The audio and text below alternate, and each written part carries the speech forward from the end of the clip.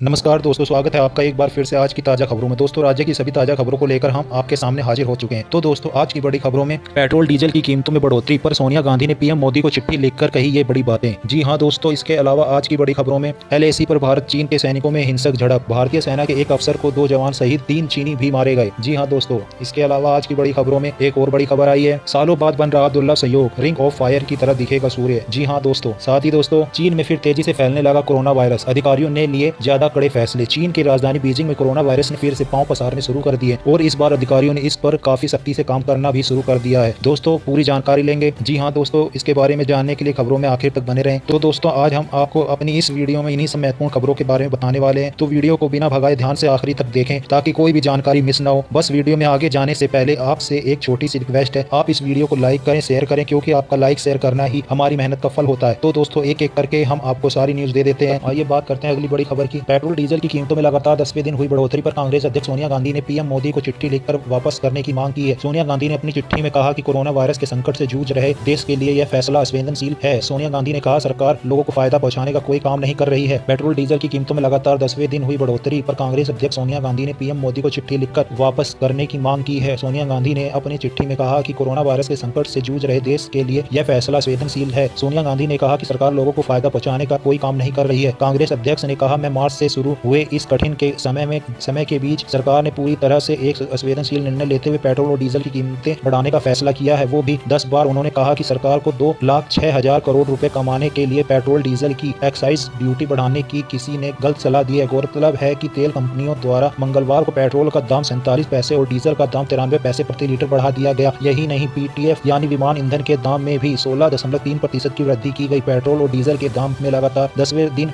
वृद्धि की गई। दिल्ली में पेट्रोल का दाम 47 पैसे बढ़कर 76.73 रुपए प्रति लीटर, जबकि डीजल का दाम 93 पैसे बढ़कर 75.93 पैसे प्रति लीटर कर दिया गया। सोनिया गांधी जी ने ये 8 बड़ी बातें कही। नंबर 1, जब प्रधानमंत्री देश के लोगों के आत्मनिर्भर होने की उम्मीद करते हैं तो ऐसे संकट के समय लोगों पर वित्तीय बोझ डालना उचित नहीं है।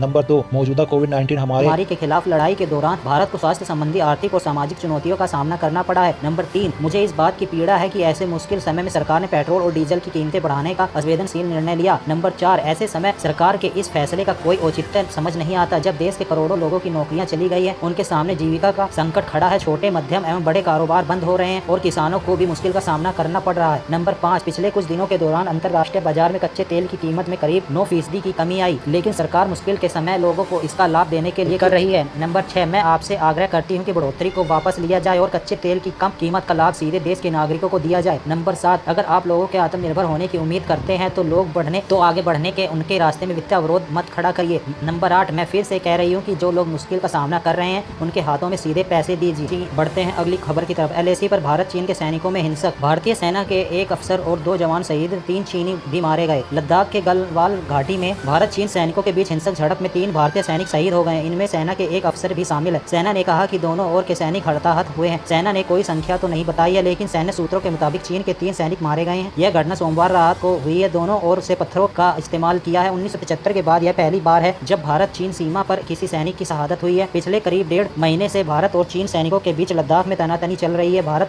की ओर से सड़क निर्माण का काम किए जाने और आपत्ति जताते हुए बड़ी संख्या में चीनी सैनिक यहां आ गए थे। दोनों देशों में बातचीत चल रही थी। दोनों देशों के सैनिकों के पीछे हटने की खबरें आ रही थी और माना जा रहा था कि जल्द ही यह तनाव खत्म हो जाएगा। न्यूज एजेंसी NNI के मुताबिक सोमवार रात लद्दाख के गलवान घाटी में भारत और चीन के सैनिकों के बीच हिंसक झड़प हुई। इसमें भारतीय सेना के एक अफसर और 2 जवान शहीद हो गए। दोनों देशों के सेना के उच्च अधिकारी मौके पर बातचीत करते स्थिति को संभालने में जुटे हैं। अधिकारियों ने बताया कि भारतीय सेना अध्यक्ष जनरल मनोज मुकुंद नरवणे ने मंगलवार को पठानकोट को प्रस्तावित यात्रा रद्द कर दी है। इस मामले से जुड़े लोगों ने बताया कि भारत के शहीद सैनिकों में एक कर्नल भी शामिल है। भारतीय और चीनी सैनिकों पे पैंगोंग सो इलाके में 5 मई को हिंसक झड़प हुई थी, जिसके बाद से दोनों पक्ष वहां आमने सामने थे और गतिरोध बरकरार था। यह 2017 के डोकलाम घटनाक्रम के बाद सबसे बड़ा सैन्य गतिरोध बन रहा था। 6 जून को हुई थी वार्ता। दोनों देशों के बीच मौजूदा तनाव को लेकर अब तक की उच्च स्तरीय वार्ता 6 जून को हुई थी। बढ़ते हैं अगली खबर की तरफ। सालों बाद बन रहा दुर्लभ संयोग, रिंग ऑफ फायर की तरह दिखेगा सूर्य। रविवार को होने वाली सूर्य ग्रहण की घटना विस्मरणीय होगी। इस दौरान वैज्ञानिकों को प्रकृति के अनछुए रहस्यों को समझने का सटीक अवसर मिल सकता है। इस साल का पहला सूर्य ग्रहण 21 जून को होगा और यह पूर्ण ग्रहण रिंग ऑफ फायर की तरह लगेगा। इसमें चंद्रमा सूरज को पूरी तरह ढक लेगा। चमकते सूर्य का केवल बाहरी हिस्सा दमकता दिखेगा। कुल मिलाकर यह मुद्रिका की भांति दिखेगा। हालांकि रिंग ऑफ फायर का यह नजारा कुछ सेकंड से लेकर 12 मिनट तक ही दिखेगा। यह ग्रहण भारतीय समय समय अनुसार सुबह 9 बजे शुरू होगा और दोपहर 3 बजे तक रहेगा। पूर्ण ग्रहण 10:17 पर होगा। यह ग्रहण अफ्रीका,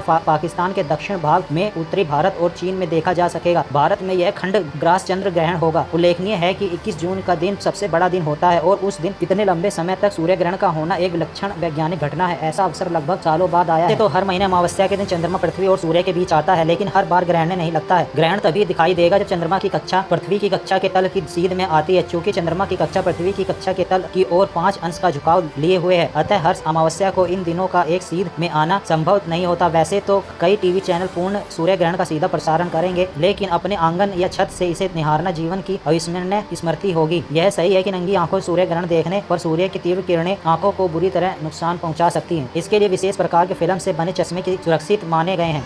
पूरी तरह एक्सपोज की गई black and white camera reel या ऑफसेट प्रिंटिंग पे प्रयुक्त फिल्म का इस्तेमाल किया जा सकता है। इन फिल्मों को 2-3 बार फोल्ड कर लें, यानी इसकी मोटाई को दोगुना तिगुना कर दें। इससे 40 वाट के बल्ब को 5 फीट की दूरी से देखें और यदि बल्ब का फिलामेंट दिखने लगे तो समझ लें कि फिल्म की मोटाई को भी अभी और बढ़ाना होगा। वैसे वेल्डिंग में इस्तेमाल 14 नंबर का गिलास या सोलर फिल्टर फिल्म भी सूर्य ग्रहण को देखने के सुरक्षित तरीके हैं। सूर्य ग्रहण को अधिक देर तक लगातार कतई न देखें, कुछ सेकंड देखकर पलकों को झपकाएं जरूर। सूर्य ग्रहण के दौरान घर से बाहर निकलने में कोई खतरा नहीं है। यह पूर्ण सूर्य ग्रहण हमारे वैज्ञानिक ज्ञान के भंडार के कई अनुत्तरित सवालों को खोजने में मददगार होगा। दिन में अंधेरा होने की प्राकृतिक घटना को भले ही कुछ लोग अनहोनी की आशंका मानते हों, लेकिन वैज्ञानिकों के लिए तो यह बहुत कुछ खोज लेने का अवसर होता है। सूर्य एक दमकता हुआ गोला है जिसमें 90% हाइड्रोजन, हीलियम एवं कुछ अन्य गैस हैं। इसका प्रकाश और ऊष्मा 93 लाख मील का सफर तय कर धरती पर पहुँचती है। सूर्य की गतिविधियों की जानकारी प्राप्त करने का सबसे सटीक समय होता है पूर्ण ग्रहण, क्योंकि इस दौरान सूर्य की तीव्रता सबसे कम होती है। 18 अगस्त 1868 को हुए पूर्ण सूर्य ग्रहण के दौरान पियरे जुल्स जॉनसन नामक वैज्ञानिक बड़ी मुश्किलें झेलकर भारत आया और उसने ऐसी जानकारियां एकत्रित की जिनके आधार पर अंग्रेज खगोलविद लाकियर ने सूर्य पर हीलियम की मौजूदगी की पुष्टि की थी। इसके 3 दशक बाद धरती पर हीलियम मिलने की खोज हुई। बढ़ते हैं अगली खबर की तरफ। चीन में फिर तेजी से फैलने लगा कोरोना वायरस। अधिकारियों ने लिया ज्यादा कड़े फैसले। जी हाँ दोस्तों, चीन की राजधानी बीजिंग में कोरोना वायरस ने फिर से पांव पसारने शुरू कर दिए हैं और इस बार अधिकारियों ने इस पर काफी सख्ती से काम करना भी शुरू कर दिया है। चीन की राजधानी बीजिंग में कोरोना वायरस ने फिर से पांव पसारने शुरू कर दिए हैं और इस बार अधिकारियों ने इस पर काफी सख्ती से काम करना भी शुरू कर दिया है। चीन में नए फैसले लिए हैं जिनके जरिए इसके संक्रमण की रफ्तार को रोका जा सके। बीजिंग में आधिकारिक तौर पर बताया कि मंगलवार को 27 नए मामले सामने आए हैं। इस प्रकार बीजिंग में नए कुल मामले 106 हो गए हैं। अब बीजिंग में अधिकारियों ने वायरस का संक्रमण एक राज्य से दूसरे राज्य में न होने देने के लिए जो नए कदम उठाए हैं, उनमें बीजिंग के हाई रिस्क कैटेगरी में आने वाले लोगों का दूसरे राज्य में न जाना भी है। साथ ही शहर की कुछ ट्रांसपोर्टिंग सेवाएं भी बाधित कर दी गई है। दुनिया भर में अब तक 80 लाख से अधिक लोग इस रोग की चपेट में आ चुके हैं। वुहान से शुरू हुआ यह वायरस अब फिर से इस देश में लौट आया है और ऐसा लग रहा है कि यह घातक साबित न हो, इसके लिए उपाय किए जा रहे हैं। हालांकि वुहान जैसा लॉकडाउन वहां नहीं लगाया गया है, मगर 24 घंटों सक्रिय रहने वाले सिक्योरिटी चेक पॉइंट बनाए गए हैं जिनका काम जिला और स्थानीय स्तर पर नजर रखना। स्कूलों को बंद कर दिया गया है और लोगों को सोशल डिस्टेंसिंग का पालन करने के लिए कहा जा रहा है। अनुमान लगाया जा रहा है कि इस बार यह जिनफादी होलसेल फूड सेंटर में पहली बार पाया गया है। यह फूड सेंटर बीजिंग के साउथ वेस्ट में स्थित है, जहाँ हजारों टन सब्जियां, मीट और फल एक के बाद एक कई हाथों से गुजरते हैं। बीजिंग में 22 एरिया मीडियम